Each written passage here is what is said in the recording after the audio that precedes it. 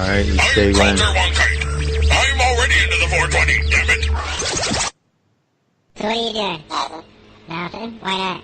Trying to get on this Lifestyle Radio website. Sounds like a cool website. Yeah, it's alright. Oh, wait, I might have it. You might have it. You're listening to Lifestyle Radio. The opinions expressed during this show are those of the individual participants and do not necessarily reflect the opinions of their associated organizations or Lifestyle Radio. What's the matter with that cat there? Must be full of reefer. Full of reefers? Yeah, man. Mean that cat's high? Sailing. Sailing? Lightly. We now wander off the beaten path with an update from the Reefer Reporter. Hello and welcome to the Reefer Reporters. We are live, yes we are, and we feed your Canadian and international cannabis news here on lifestyleradio.net. This week our Reefer Report will be covering the news from April the 2nd through to April the 9th, 2018. Hello Kim, how are you today?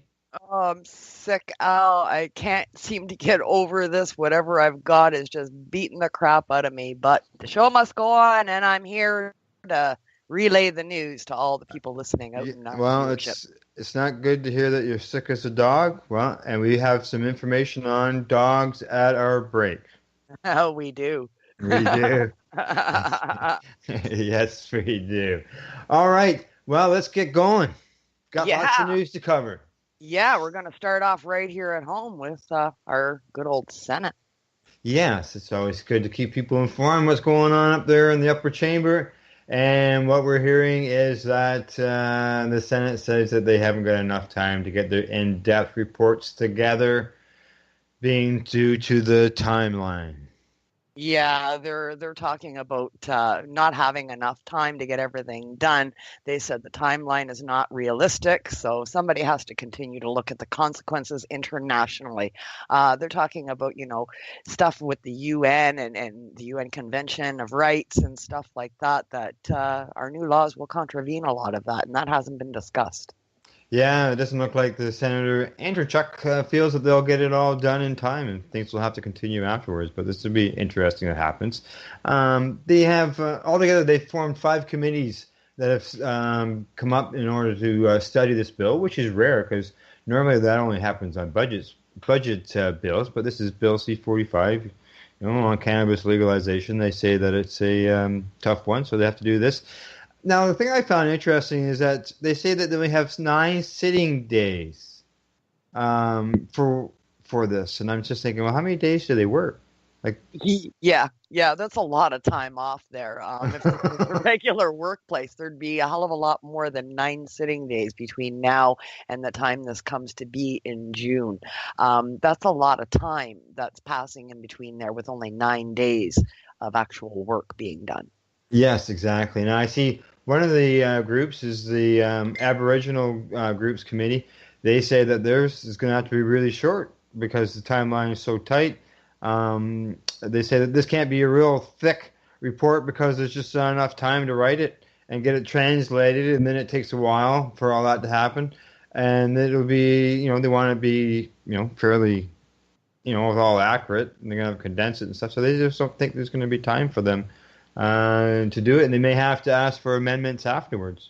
Yeah, well, I can see this bill being amended and revised on a regular basis in the years to come with the way that it's written, for sure. There's a lot of sticky situations with the bill, the way it's written, and I think we're going to speak more to the intricacies of that in another topic that we're going to discuss later on. But I can see where the chairman and the senators are coming from this, but at the same time, they've had the time. Everybody knew this was coming. It was part of Trudeau's platform. So it's not like it's a big surprise. So why hasn't the research been done already? Yeah, well, exactly. Well, maybe they're waiting on some more information or something. But following procedures apparently, and this is what's happening. And these amendments, they believe there's going to be a pile of amendments that are going to be put forward, and the Liberals want it done now at committee stage, whereas the opposition wants it done at the third reading, which will obviously push things back again. Yeah. It's, I mean, the way it's written now, a lot of people are taking issue with C-45 the way it is in writing. The government has basically stated this is going through.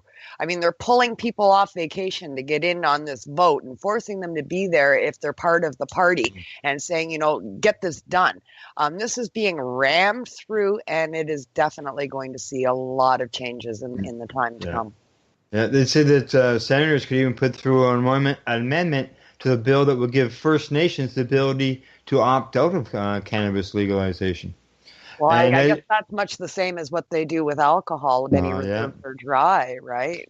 Yeah, and you mentioned that they're hearing from people about this, and two of the senators say that they've been swamped with emails from Canadians on their opinions of this bill. Yeah. So people are voicing their opinion, which is good. I don't know which way it's going, but it's good that people are voicing their opinions. Yeah, the country is pretty much split on this overall. That's been proven time and time again. We're leaning towards the majority going for legalization of some sort, but the intricacies of it all have varied opinions, for sure. Yeah, for sure. There is talk that the Conservative caucus of a possible amendment to raise the minimum age of buying cannabis at 8, which is currently 18, even though the provinces do have that option to raise it, and some of them have raised it to 19. And they also are looking at maybe addressing the level of THC that's in the cannabis. They want to maybe amend that. Yeah, I don't know how they're going to do that. It's a plant. It contains what it contains. You can't regulate the THC count on this plant. I mean, we've already done the studies on this and shown the same as the height restriction. It's a non-starter. It can't be done. Why even advocate for it? And if they only have strains that are available with low THC levels, where people are going to turn, where they're going to go. Right back to the so-called black market where we've been for the entire time. If government-run facilities don't provide people and patients with the things that they want in their cannabis plant, we're going to continue buying it where we've always bought it. Yeah, exactly. Nothing will change there. Yeah. Yeah. People will go where there's service and quality product. That's right. And in today's world, the online market is just booming. You can get some top quality stuff out there that's clean and wonderful at great prices. So the government's going to have its hands full to compete with that. Oh, for sure. Oh, yeah. This isn't going to happen overnight. That's for sure. All right. Talking about more legalization and how, government and all that. Our next story talks about the Conservative senators that went for a session with Mr. Sessions down in the USA. Yeah. This really grinds my gears, I gotta tell you. I mean, Canadian citizens are the ones that paid for this little excursion for the senators. Anti-pot or anti-cannabis activists that are in the House and House of Representatives and in the Senate use taxpayers' dollars to go down and have a visit with Mr. Session to find out what is their best avenues to fight legalization in Canada. I mean, it's preposterous. Yeah, exactly. Well, they say that they were unsatisfactory answers from Public Safety Minister Ralph Goodale during the Senate committee meetings. So they decided that they were going to go to Washington to find some clear answers, they say, to their questions asked by Canadian workers, the tourists, including families who crossed the border. So why not go down and talk to the admins in Colorado and Washington State? And why choose Sessions for credible information on cannabinoid therapy and policies? I mean, give me a break. That's a slap in the face to Canadians. You're taking our tax dollars and throwing them out the window, basically, because you're not getting your own way.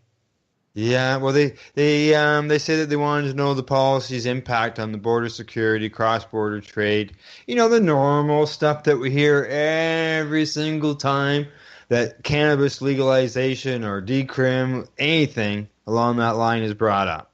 Now, you tell me, is the U.S. really going to shut the border right down so to prevent billions and billions and billions of dollars of trade to pass through?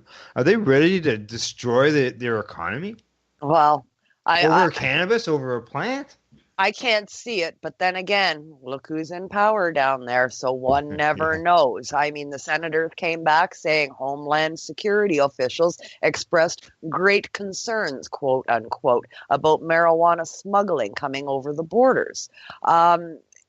It's ludicrous. Colorado has legalized cannabis. Washington State has legalized cannabis. Yeah. There's the United States is crawling with their own cannabis. We don't need to import it down there where it's not wanted. We have legal avenues for that now as well with our medical program and our LPs and everything doing business in the States. There's legal avenues for that.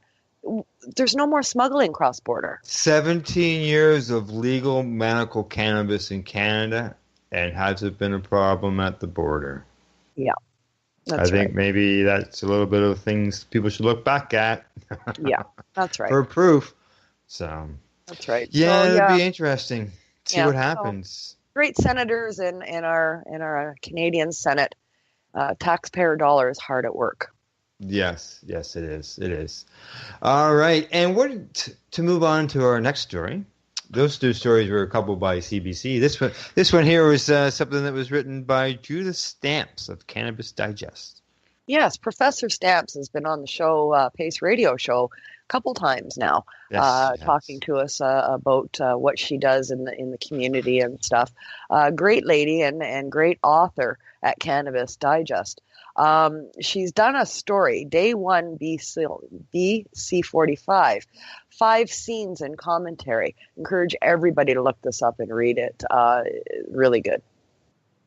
Yes, it does. It covers several different scenes, scenarios that can happen on day 1. Yeah. She touches on, the scenarios of compassion clubs, liquor store arrangements, ways that people are going to get hassled and possibly arrested. Passing a joint, an 18-year-old person passing a joint to a 17-year-old girlfriend, he can now face 14 years in prison. If you sell or are in possession of non-regulated government sanctioned cannabis, you're a criminal. Yeah. Well, one of her scenes here, she says that she pays a visit to a friend who lives in an apartment. We have planned to share a vape. Her landlord, like most, have no smoking or no vaping policies. Yeah. They have to exit the building, stand on the sidewalk, not too near the entrance and not too near a window. It's raining, it's cold, it's, wind's biting your fingers and stuff. So, yeah, that's it's going to happen a million times over, for sure. Yep. And the scene with a compassion club, you go in day 1 and everything is business as usual. Everything that your patient are looking for is there and available as it has been for 20 years. And the next day you go in and all of a sudden the choices are limited. All that's available is LP bud. All your extracts and everything is gone. Yeah, gone. Yeah, that'd be interesting. So I recommend everybody take a boo at her article there and go through those scenes, the scenarios, eh? Yeah, absolutely. And this is what we're looking at for Bill C-45 as it is written in the future, which brings us back to the first article on the Senate and revisited, rewritten, and revised all the way through for sure. Oh, yeah, and for years to come. Yeah. It needs it anyways. All right. Well, let's jump on over to an opinion piece by Neil McDonald. He wonders whether we can trust the government as our cannabis dealer. Oh, excuse me. Yeah. Good question, Neil. Yes, it is. Yeah. Yeah. Like, he wonders if, with these new freedoms will come a new relationship with the government, governments which has for generations policed and prosecuted cannabis use. Now they want us to become our cannabis dealer. Can we, that's the question. Can we trust them? Yeah. Yeah. Proven or admitted consumption of cannabis is grounds to exclude any non-citizen from the United States for life. Canadians have been barred from acknowledging to the U.S. border agents that they smoke medical marijuana, and Canadian authorities have for many years provided American agencies with the names of unfortunate arrested and convicted of trafficking pot offenses, and thereby colluding in a far greater punishment than any dispensed at by the courts. I mean, this is a quote out of the article, and this is some of the things that cannabis consumers that have been arrested over the years have been subject to with the Canadian government. So it begs the question, how can I possibly trust you and go and buy my stuff from you? There's going to be cameras in the store. You're going to be carding people. You're going to be accumulating information. How can I trust you with that information? Also, with driving under the influence, they're saying that 2.5 nanograms to 5 nanograms is going to be a fine. Well, everybody knows, it's not a secret. There's lots of people who know that there is nothing that shows any science on the nanogram levels to driving like alcohol does. And those are just arbitrary numbers. So how can we trust them on that? That's right. I mean, consumption does not equate to impairment. Just because you consume does not mean you're impaired. Everybody has a different system. Everybody has a different tolerance level. Patients that use this plant on a regular basis consume massive amounts of cannabinoids and not get euphoric effects or impairment effects. So there's no way to measure that. Yeah. Oh, one question he says, he asked, will the names of those charged in Canada be shared with authorities? And Bill Blair, the lead guy on this, he says not for offenses under 5 nanograms. So if you get busted driving with 3 nanograms, you won't end up with a DUI on the PIC system, so the U.S. government can get it. But there's so many people that's going to swallow up that aren't even impaired. It's unreal. So yeah. Well, any patient that gets pulled over, the first time that they get pulled over, guaranteed they're going to have more than 5 nanograms, or they're not taking their prescribed dose if they don't. So I mean, it's once again, we're back to the beginning. Another court challenge. Yeah. Well, another question that comes up, he asks is, will customers have to identify themselves? Will their purchases be recorded? Bill Blair says, perhaps. Yes. So they're leaving that door open. They're not saying, no, we're not collecting data. And they're not telling us what they're going to do with that data. And given the history on what they do with that data, it begs the question, can we trust them, really? Really? Like, when you go buy a case of beer, do they take down your name and number? No. Or your name? If you go to, unless you're using your credit card, but you go into a store and buy anything. Yep. I can't think of the last place I had to give them my name to be allowed to purchase something. Yeah. So, I mean, we'll have to wait and see what the stores look like when they open. But, I mean, even if they're not collecting data, anybody like asking for ID or anything like that, anybody that goes in is guaranteed going to be photographed. If you use any kind of card payment, they've got your data.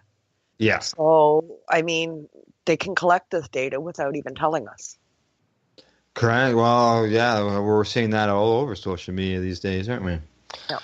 Yeah. Yeah. All right. Well, let's do one more article before we move on to our break. All right. Sounds good. Okay. What's this going on here in Oklahoma? About some teachers want to walk out over medical cannabis?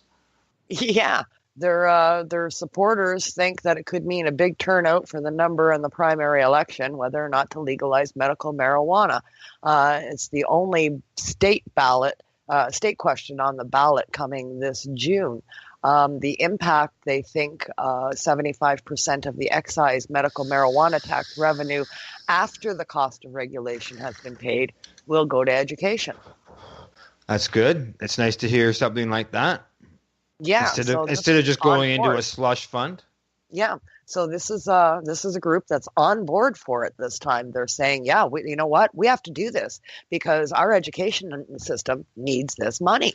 Well, as we're seeing, like, I don't know where all this is happening, but we're seeing on the news lately huge crowds and teachers that are going on strike because of the lack of pay. Some of them working 5 and 6 jobs. I don't know if it was working in Oklahoma, but if they're happening there or not. But, this is one way in order to help with that. Yeah, for sure. I mean, a fund for education is a fantastic idea to give to the taxes to that the states are implementing legalization. It's doing wonders in Colorado and Washington State. Colorado is even giving now, they've got a surplus. I mean, their education fund is built up and topped up, and now it's going to places like the homeless and housing shelters and all of that kind of stuff. So the social impacts that this money can create are vast. Yeah, exactly. Well, their spokesman says that they expect that first year, bit of a struggle, get things off and started. We're seeing that here in Canada. And then the second and third years, things just keep growing and profits start coming in and they can start using it to help the education system. That's right. So it takes the first year anywhere.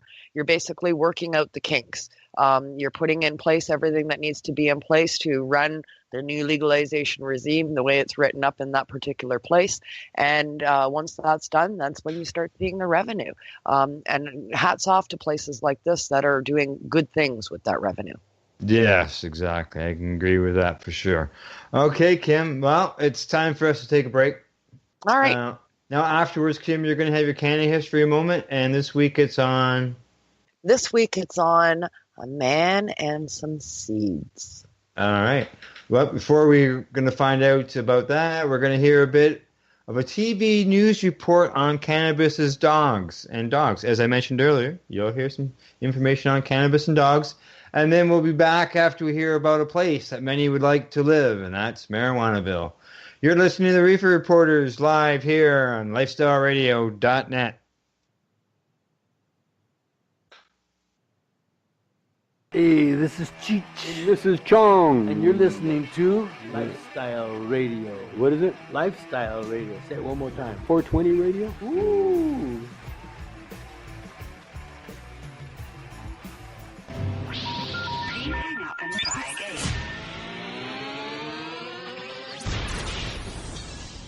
You're listening to Lifestyle Radio. Buster's really good about taking medicine because he has to take so much of it. Greg Adams remembers the horrifying night his dog Buster fell ill. Buster on the first seizure did not start screaming, but the mouth shakes and they shake violently. You're being so good. Desperate to find a cure, Adams turned to something a growing number of people have been trying: cannabis, to relieve their animals' ailments. Within about 45 minutes after giving it to Buster, I could see a difference. It was just a whole different dog. Buster is part of a Colorado State University study looking at the benefits of cannabis oil.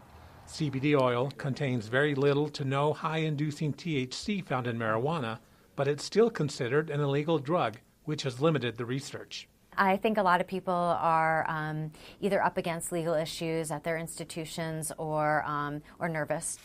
Colorado State University researchers are looking at the effectiveness of CBD in treating epilepsy and arthritis in dogs. About 4 dozen dogs like Buster are participating in the study funded by pet medication maker Applied Basic Science Corporation. Half of them are receiving a placebo, the other half CBD. There is a placebo effect, and that same placebo effect is actually present in dogs as well.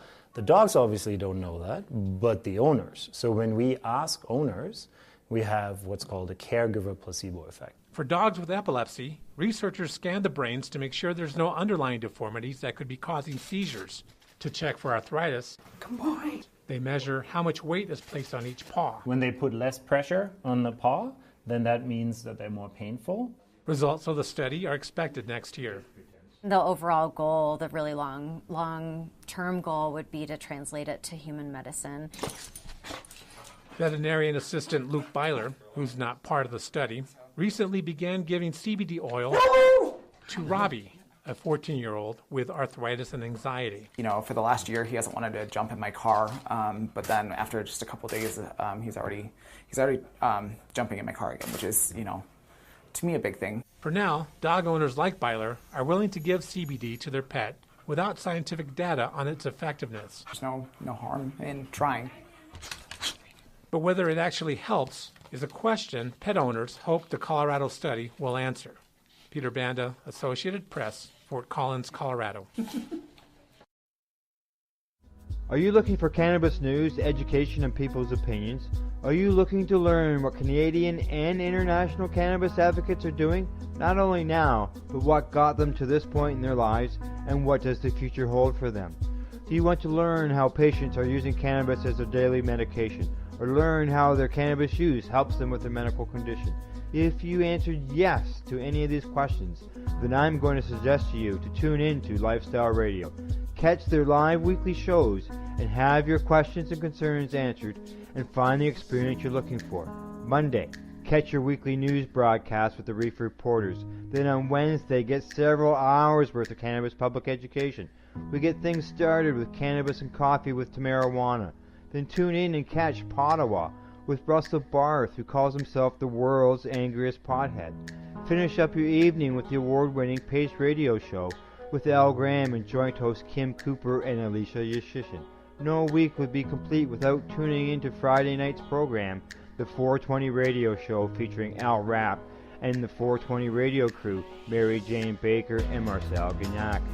Cannabis is a lifestyle, and you can catch all your cannabis lifestyle information right here at lifestyleradio.net or at our sister site, 420radio.ca. Stayed here all season. Maybe that tie stick was a way bit too strong. But I got a real beauty. Woo! A Colombian doobie. Okay, baby, come on, man.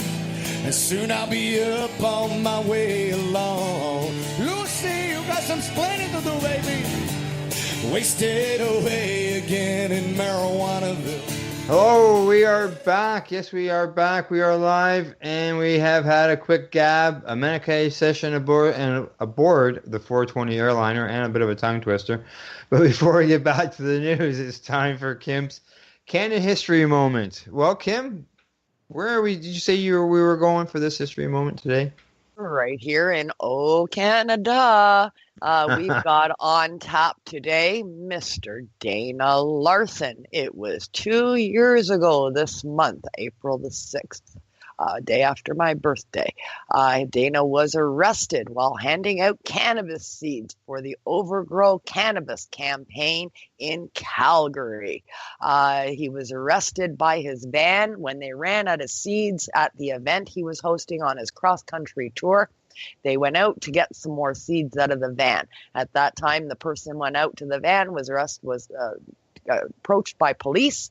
When Dana went out to see what was going on, he had some seeds in his hand and he was promptly taken into custody. The charges were pending for 2 years almost. It was just under 2 year mark when they were finally dismissed, and Dana was vindicated with all charges dismissed just this past November. Well, I see here the Travis Donald, who attended the event. I will quote him. He was right, too, just so you know. I will quote him. He says, "It is bullshit." Yes. He goes on to say it's just a plant that people use medicinally and otherwise for thousands of years. You know, like, why? Yeah, exactly. It's unjust. Cindy Hamerick was also there, of course, at Dana's side, his right-hand person, so to speak. And she was not happy about the intervention, and she's quoted as saying, "I'm very upset about it. I am more upset about the van being confiscated with all our goods in there. And when I say goods, I mean packages of seeds people have ordered online. Every chance we get, we stop in a mailbox and throw tons and tons in there. People across Canada are waiting on their seed packages." Yeah, and now the police have them in their van. Yeah, they did get everything back. Charges were eventually dismissed, but it was an ongoing situation for over 18 months for Dana. Yeah, I remember when this all ended just recently, did it not? Yeah, November, he was finally dismissed on the charges. We had him on the show back then when the charges were finally released, and he gave us an update. We had him on tapes. And it was quite the ordeal. But the following year, while charges were pending, Dana carried on with the Overgrown Cannabis campaign, and he went back out there and went back on tour again. And Calgary was one of his stops. So, no, nothing happened to him the second year that he did that. And of course, Overgrow Canada is happening once again this year. You can find out all about them on social media and get your seeds to overgrow this nation. Yes. Overgrow, that's for sure. And just so you know, they're not high THC seeds. No. And these seeds will pass any law, any amendment that the conservative senators try to throw out at us. That's right. You can grow a hedge of these on your front yard. It's not illegal. They're hemp, low THC, high CBD cannabis seeds. They are not illegal to grow. So we can plant them wherever we want, all over the country, and make it more normalized for people to see this plant. And just a side note on this, 420 Timmins is happening this year for the very first time, and we have a very large box with thousands of seeds from Overgrow Canada to give away at our event this year. Very nice. Nice, generous donation. Yes, absolutely. Yes. Okay, well, let's go from a moment in history to maybe one in the making. Yeah. Trump administration is asking Americans for input on whether marijuana should be reclassified under the international drug control treaties, which the U.S. is a party to. Yeah, that's right. Yeah, according to an article in Forbes, they say that they're asking all that because the U.S. under both U.S. law and global agreements, marijuana sits in the most restrictive schedule, which is Schedule 1. And domestically, that means it's not available for formal prescriptions. Research on it is heavily restricted, like big time heavily restricted. So, if they're looking for some input on this and changing it on Schedule 1, I would think that's got to be a good thing. It does, but I mean, a lot of people are like, but this is Trump and he has Sessions. How can this be? It's kind of an oxymoron. I don't understand what's happening. I hope that this is a change in the administration, but giving Sessions stand, I don't know if I buy it. The article goes on to say specifically the FDA is inviting input on the abuse potential and actual abuse, medical usefulness, trafficking, and impact of scheduling changes on availability for medical use of cannabis and its compounds. The agency wrote in a federal registry notice scheduled to be published Monday. So it'll be interesting to see when this comes out, exactly what it all involves. Now, it's nice to see the word medical usefulness in there because we know how much, they've been saying there's no medical benefit to it, right? I find it interesting that that's kind of the last thing that was mentioned. They listed off all of the abuses and abuse and usefulness and impact, and then we get to medical use. Yes. So that kind of, I don't know, to me it kind of narrates the direction, Yeah. Well, apparently WHO's, that's the World Health Organization's expert committee on drug dependence will meet in June to discuss cannabis classification, and then we'll make a pre-review recommendation to the UN Secretary General about it. Yeah. They go on to say last year the body pre-approved CBD, the non-psychoactive cannabis compound, and recommended that it be subject to further analysis as well. Mm-hmm. That was last year, and we're still here. Well, if the UN changes it, or the WHO changes it, reschedules it internationally, will that then force maybe the U.S. government or allow the U.S. government to go ahead and change it from a Schedule 1 to maybe a Schedule 2? Yeah, well, As far as the UN goes, in my mind, it's the U.S. that pushed the agenda for the drug policy in the first place. It wouldn't even exist if it weren't for the U.S. So for the U.S. to say, well, we can't do anything because of the UN, I don't know if I buy that once again, right? I mean, it's the U.S. that's the driving force behind keeping that there. So if they were to say, yeah, okay, we want to get rid of it, I don't think anybody else on the UN would have an issue with it. Everybody's kind of walking lightly because of the U.S.'s stand. Well, this is, as it says here, last month the UN Secretary General used a speech before the body's Narcotics Commission to tout drug decriminalization laws in his home country of Portugal. Yeah. Which is, we were seeing great results out of Portugal, and if this guy's connected all that, then, hey, maybe. Yeah, well, even Canada stood up in the UN last year and said, we're looking at marijuana, cannabis legalization. Like other countries are standing in the UN and saying, hey, you know what, we're doing this. Yeah. So you guys got to get on board. So I think it's at a tipping point now. Yeah, well, with all this said, last month, apparently the UN's drug enforcement body issued a report warning countries not to legalize cannabis. Yeah. So, is that not talk out of both sides of the mouth almost? Well, exactly what I've said, right? I mean, how it's encouraging. Can I trust it? They can say a lot of things. Actions speak louder than words, right? As we know. And so far, we're not seeing a lot of movement, but we are seeing some talk. Is it the start of movement? Fingers crossed. Yeah, we'll see what happens. That's for sure. Yeah. We'll have to keep an eye on that one. Yeah, for sure. We'll have to revisit that. Okay. Well, here on Lifestyle Radio, Kim, we have a program called Cannabis and Coffee with Marijuana. We do. Cannabis and Coffee with Marijuana on Lifestyle Radio, the host station of Reefer Reporters as well as Pace Radio and several other great shows. Coffee and cannabis connection now in the news. It sure is. According to a study by Northwestern University in Chicago, coffee suppresses our endocannabinoid and endocannabinoids, in our system and everything, and what we produce, and cannabis boosts it. So it's got the opposite effects what coffee does. This study was found accidentally by the researchers as they were looking for different systems affected by coffee, and they didn't expect the endocannabinoid system hadn't even entered their mind. Yeah. They were looking at metabolites in the body. They got people to drink different amounts of coffee for different periods of time, from 0 all the way up to 6 to 8 cups per day. And then they tested their blood, looking at the metabolites that are in our blood to see the effect that coffee was having on our systems. Lo and behold, endocannabinoids popped up on the charts, and they took a look at that. And apparently, our endocannabinoid system is suppressed by caffeine and by coffee.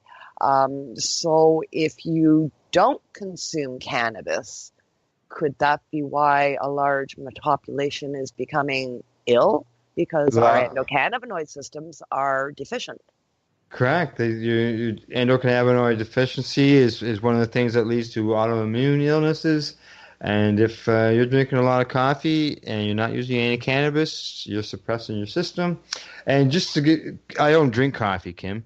No. But what would it be? Like, these people had to drink up to 8 cups of coffee per day for a month. Yeah. Like, would it just be vibrating, like, from all the caffeine? What? Well, I can attest to this. I don't drink coffee either. I'm a big tea girl. I like tea, but my husband is a coffee drinker, and he drinks anywhere from 6 to 8 cups a day. And yeah, he's vibrating. He has to cut himself off by 3 or 4 o'clock, or he doesn't sleep at night. Wow, well, really? Eh?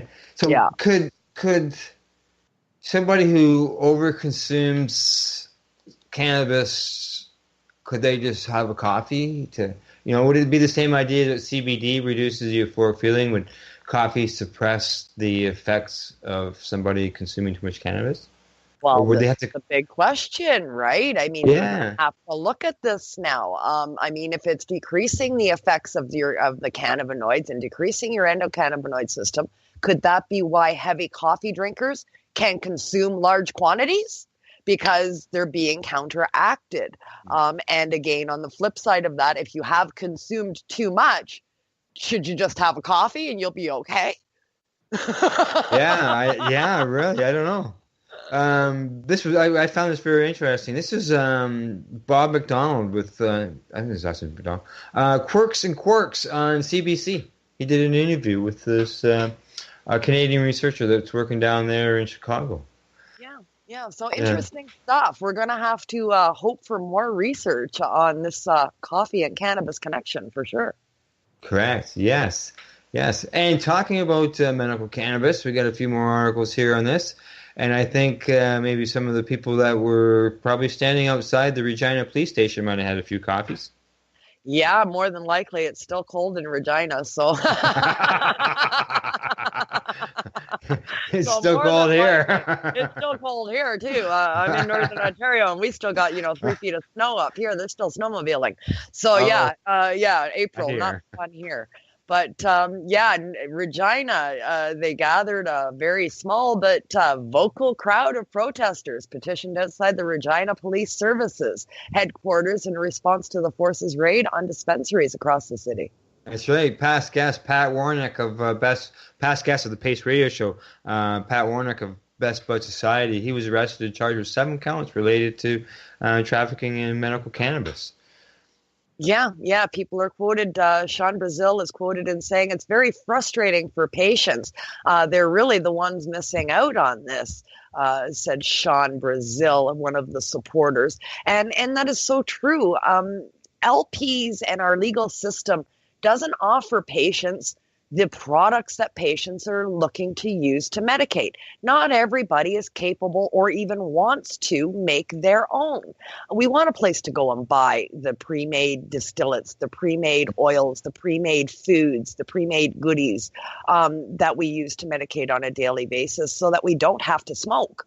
And that's exactly what these places are supplying. Well, I know during the broadcast on the Pace Radio Show with Alicia and Jamie Hagel, they said right at the end of the program, Jamie says, I think my dispensary has been raided. And sure enough, Best Buds had been raided, and they opened right up the next day, and then they got jumped on again. Yep. Well, they just keep reopening, and the police go in, and they just continually try and shut them down once again. My big question to these police forces and administrations and governments is, why don't you work with these people? Give them a license. Let them pay taxes and license and business fees, and everybody wins. Patients are happy. Legalization is around the corner. You're rolling stuff in within a year. Why all these stupid timelines? Let's just do it. Yeah, one of the protesters, Carla Weber, she says, I can't afford to be spending $100 on something that I don't know if it's going to work for me. I don't want to get some people. I don't get why some people don't understand that. Yep. And she goes on and says that she uses cannabinoids to relieve pain and edibles to help her sleep at night, adding that she's not a person who wants to get high. She said, I've never tasted alcohol. I don't do drugs. She said, I never even smoked cannabis. Yeah. But yet, if she goes to a licensed producer, what are her options? Smoking cannabis? Smoking cannabis or low THC CBD drops that you need an entire bottle to work over a day at an extremely high price. Yeah. So, it's, what about the patients yet again being left behind? Yeah. I mean, right now in the legal system, our only choices are to make our own or use a dispensary. And you go out and... The dispensaries serve a need. Yeah. That's why they're there. You spend big bucks on some cannabis and you got to turn it into something. That's right. And the excise tax, the regular tax, the shipping fees, not being able to see your product, taking a wild guess because of crazy names. You don't know what the strain actually is. I mean, the whole thing is just crazy. Yes, it sure is. Which is, you're talking about crazy. Our next article, here at iPolitics is just, it's something that's created by the government, and that is, and which is crazy. And that is patients having to take the feds to court over backlog in home grow permits because people are getting busted waiting for their home grow permit. Where in society is anybody waiting 6 months for their medication? Yeah, absolutely. I can attest to this firsthand. I operate a small nonprofit in Northern Ontario called NoSir. We hook patients up here and give them qualified doctors that they can then go to try and get their cannabis prescription and see if they are one of the people that can be treated with cannabinoid therapy. We had a patient that came to us. We sent her to a doctor. She got her authorization. The patient papers were sent in for her right to grow by the doctor's office and by herself. Everything is done properly 6 months ago. Before I moved to Timmins, I was still in Smooth Rock Falls. Wow. And they hired 30 new staff in order to help with the response to the ballooning permit application, which has risen 101% in the last 6 months. Yeah. Well, by the time this particular patient gets her papers in, we're already past 6 months now. Yeah. There's no time to grow. They want you to put the application in for renewal 90 days in advance. Well, there's your year. Yeah. So you got patients who are waiting on their medication. They go to the drugstore, they get it in 20 minutes. The other day I was delayed by a day because of the cold season, and I had to wait 24 hours. 24 hours. I didn't wait 6 months. Yeah. And, people can't wait, and people are having to go out and start growing their medication, and then they're getting busted for it, and they're having to go to court, and they're having to go to jail, and it's a big wrong picture here.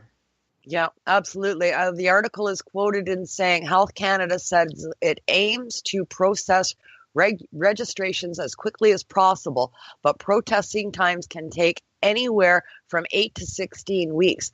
Oh, no. I am very sorry. This was a straightforward prescription for, less under 100 plants.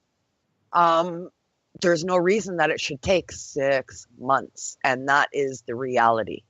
Yeah, exactly. Because patients are getting busted, and they're going to the courts, and then by the time their cases are over, their licenses are coming in. So we've lost all that money, all that police time, all that court time, and we know how the courts are all plugged up, just to find out a couple months down the road that the person's license goes in, and then it's gone. This is gonna go to it stops. This is ridiculous. It is absolutely just ridiculous. There's no reason for this kind of a backlog. If you're waiting this kind of time, obviously you need to hire even more people. There's an issue with jobs in this country. They're being created, but they're not being filled by our own government. How does it take 5 months for information to be entered into a computer is beyond me. If any regular company operated that way, they'd go bankrupt in a month. Yes. And they say cannabis isn't a prescription. They say it's a recommendation. You tell me how many recommendations for any kind of drug expires when a patient moves. Yep, that's right. I don't know of any. None. Absolutely none. I mean, the hoops that we have to jump through as patients, it's against the order. I mean, it has to go back to court. The government has had plenty of time to get this right, and they have not. No. They've failed, as far as I'm concerned. Yes, absolutely. Yeah, they said they've received 40,000 applications since August of 2016. Yeah. If cannabis was such a scary thing, how come they're over swamped with work? Yeah. With all these applications. Yeah. Well, I'm glad to see this lawsuit stepping forward. Maybe it'll push the government to do something about this. I encourage anybody who's waiting on an application to look into this. It's an article on iPolitics. Please look it up by Kyle Dugan, published April the 4th, and do what you can to get on board on this, because the backlog is just outrageous, and the government needs to be called accountable. Yeah, for sure. And patients are suffering because of the government.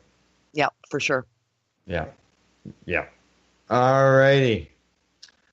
Well, and this is a perfect example. Our next story here by Global News. We're talking about people delayed getting access to the medication. We're dealing here with an opioid epidemic in all North America, and this is a way that some people could be benefiting, and that is through cannabis. Yep, that's right. For almost 10 years, there have been a smattering of studies published examining the potential for cannabis to be used in the fight against growing North American opioid crisis. Giving the aptitude for chronic pain relief, the legalization of weed in Canada coming this summer has thrust this debate back into the spotlight, according to this article from Global News. Well, research is showing that patients that go through the proper dosing methodology, approximately 80% of those patients will reduce or stop using opiates, according to the Apollo clinics. Yeah, the most recent study that supports this theory were published just this April in the JAMA, the Journal of American Medical Association Internal Medicine Journal, and it highlights how legalization cannabis in certain American states coincided with a reduction in opiate prescriptions in those states. That's right, 6% drop, as well, a 6% drop in prescribing opiates for pain. And they also found that to Medicare patients living in states with medical cannabis dispensary filled about 14% fewer prescriptions for daily doses of opiates. Yep. Yeah, an additional study, they say, was released in the International Journal of Drug Policy back in 2017, which further explored the use of medical cannabis as a substitution for prescriptions. If they're looking for something with bigger numbers, that brings down over 50% of the people, something is a start. And obviously cannabis is a start while they find something to deal with, find another issue. This is one way of doing it. Yep. And we're seeing that, in street situations with Neil Magnuson. Yeah, that's right. Neil will be on the Pace Radio Show on an upcoming episode of Pace in May, and he's doing great things with the cannabis substitution program in Vancouver. Their lineups are going out the door, and people are being helped and getting the relief and help they need to get off the opiates. Yeah. Oh, yeah. Yeah. And, more and more doctors are seeing it, especially these doctors that are involved in these clinics and stuff. So, maybe some people have problems with some of these clinics, but if they're speaking out in issues like this, more voices, the better. Absolutely. Absolutely. So I hope to see more studies encouraging like this in the future with cannabinoid therapy, looking to replace hopefully a large portion of the toxic pharmaceuticals that people are taking every day. Yeah, exactly. And, the things that can help with this changeover is, don't tax, no excise tax on cannabis. And another thing can help is put cannabis under coverage for benefits, because when patients, don't have a lot of money, and if they're looking at a cannabis product that they can only afford maybe 5 grams for the month or some free drugs, they're going to do what they have to do just to survive. You've got to be able to get through your day pain free. So we live within our means, so high price cannabinoid therapy is a huge hurdle for anybody looking to get off pharmaceuticals. Pharmaceutical companies definitely have the edge on that, and that has to change. Oh, yeah. Big time, for sure. There's no doubt about it. And, we're not seeing any deaths pile up from cannabis like we are with the other option. That's right. Not one in history. Not one. Exactly. Okay, Kim. I believe that was our last story. It was. We traveled around a little bit today and touched on a whole bunch of stuff from all over the place. We sure did. I think our jet flew a little faster today, too, because we're back a little earlier. Okay. That's our Reefer Report for April the 2nd through the 9th, 2018. And in closing, we'd like to say thank you for listening to our Cannabis News broadcast here at lifestyleradio.net. If you enjoyed it, please share it with your friends. Plus tell them that they can usually catch it Mondays around 4:20. Today we're a little bit late, but like we say, we're around 4:20. And don't forget to educate, medicate, and do not incarcerate. Bark at you later. So what are you doing? Nothing? Why not? Trying to get on this Lifestyle Radio website. Sounds like a cool website. Yeah, it's alright. Oh, wait, I might have it. You might have it. You're listening to Lifestyle Radio. The opinions expressed during this show are those of the individual participants and do not necessarily reflect the opinions of their associated organizations or Lifestyle Radio.